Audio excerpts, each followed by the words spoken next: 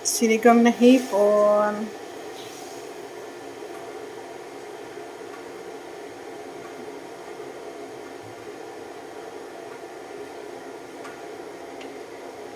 Hipon na muna. Tama na muna sa sa mga maaalat. Dito na naman tayo sa maaasim. Wala na munang maalat ngayon. Sa maasim muna tayo. Ito yung sa kanila na request.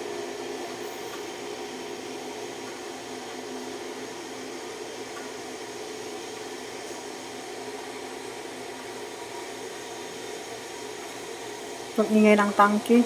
Yatay na tangke yan. Sobrang ingay niya. Nagluluto lang ako yan, pero hindi ako pwedeng kumain. Meron tayong allergy. Kaya pag nagluluto, hindi ako tumitikim. Tansya-tansya na lang talaga. Pero pasado naman yung tansya.